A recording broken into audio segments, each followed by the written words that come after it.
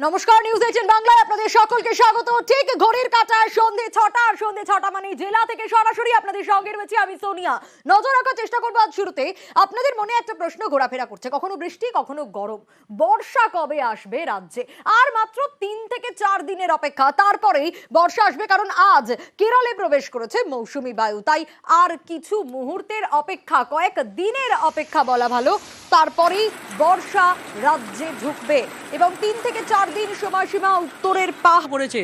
কারণ বন্ধু রেমালের হাত ধরেই একেবারে কেরলে তো ঢুকেছেই বর্ষা, দেশের বেশিরভাগ অংশে যে বর্ষা ঢুকে গেছে কেরলের বেশিরভাগ অংশে, এবং কর্ণাটক, তামিলনাড়ু সহ দক্ষিণ ভারতের বেশ কিছু রাজ্যে বর্ষা ঢুকে গেছে। অন্যদিকে উত্তর পূর্ব ভারতে, যেখানে কেরলের থেকেও 3-4 দিন পরে বর্ষা ঢোকে, সেই 5ই জুন বর্ষা ঢোকার কথা উত্তর পূর্ব ভারতের রাজ্যগুলিতে, সেখানেও কিছু অংশে ঢুকে গেছে এই দক্ষিণ পশ্চিম মৌসুমি বায়ু। আর তার ফলেই আবহাওয়াবিদরা অনুমান করছেন যে আর 3-4 দিনের মধ্যে উত্তরবঙ্গেও বর্ষা প্রবেশের অনুকূল পরিবেশ তৈরি হয়ে যাবে। অর্থাৎ 2 তারিখ, জুন মাসের 2 তারিখের মধ্যে বর্ষা ঢুকে যেতে পারে উত্তরবঙ্গে। সেক্ষেত্রে 7 বা 8ই জুন যেখানে নির্ধারিত সময়, তার থেকে অন্তত 4-5 দিন আগে এই বর্ষা ঢুকে যাচ্ছে উত্তরবঙ্গের ক্ষেত্রে। জুনের শুরুতেই বর্ষা চলে আসবে আমাদের রাজ্যে। বেশ, আবহাওয়া দপ্তর কি বলেছে এই নিয়ে একটু শোনাই।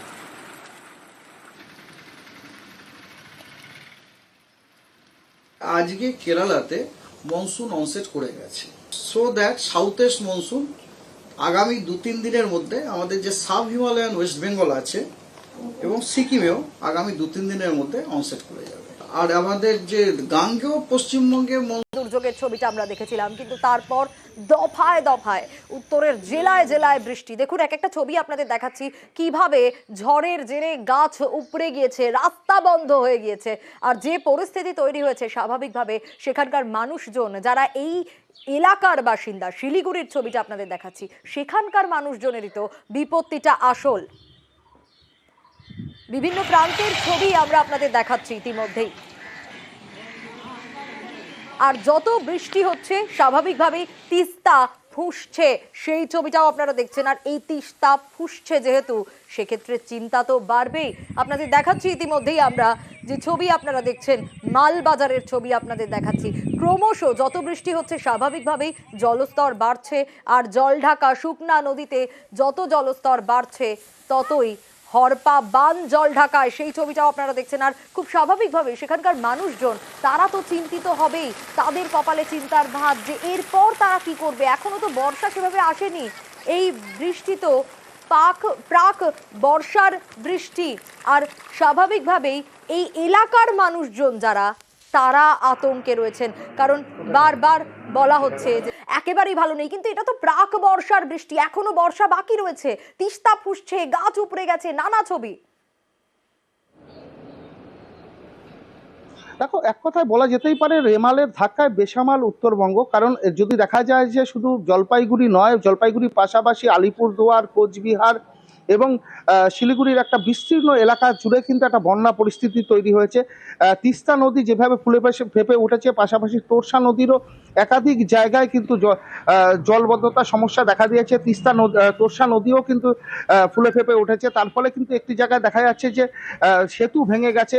অন্যদিকে দিনহাটাতে যেরকম দেখা যাচ্ছে যে একটা জলবন্দী সমস্যা তৈরি হয়েছে, মাথা ভাঙ্গাতে একই রকম সমস্যা, বাজ পড়ে যুবকের মৃত্যুর ঘটনা ঘটেছে। আলিপুরদুয়ারেও জলবন্দী সমস্যা হয়েছে অতিরিক্ত ভারী বৃষ্টির ফলে। কিন্তু জলপাইগুড়ি এবং সংলগ্ন আলিপুরদুয়ার এবং কোচবিহার জেলাতেও কিন্তু ভারী বৃষ্টির সম্ভাবনা রয়েছে। অর্থাৎ এই সম্ভাবনার কথা মাথায় রেখেই কিন্তু রীতিমতন উদ্বিগ্ন জেলা প্রশাসনও।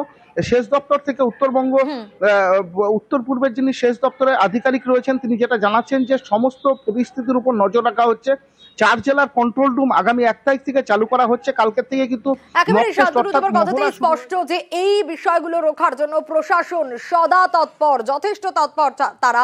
আর এরই মধ্যে আরো একটা ছবি আপনাদের দেখাবো। সে ছবি আপনারা দেখছেন, একদিকে তো ঝড়ের ছবি দেখছিলেন, কিন্তু তিস্তার ছবি। যত জল বাড়ছে, চরে আটকে গিয়েছে দলছুট হাতি।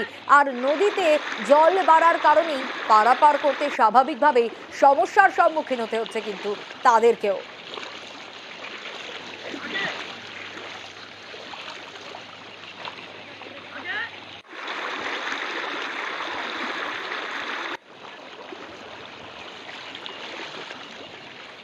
আর নানা ছবি বারবার সামনে আসছে, আরো একটা ছবি দেখাবো, জলে ডুবে গিয়েছে একেবারে, সেই ছবিটা দেখানোর চেষ্টা করি একটুখানি। সেই ছবি আপনারা দেখছেন, ইম্ফলের ছবি, দেখছেন কিরকম পরিস্থিতি, গোটা ইম্ফলই যেন একেবারে জলে ডুবে গিয়েছে, সেই ছবিটাই সামনে আসছে। ইম্ফলে ফুসছে একাধিক নদী, জলস্তর বাড়ছে, আর স্বাভাবিকভাবে যত জলস্তর বাড়ছে তত এই পরিণতি হচ্ছে, বাঁধ ভেঙে গিয়েছে, জলে ডুবে গিয়েছে ইম্ফল।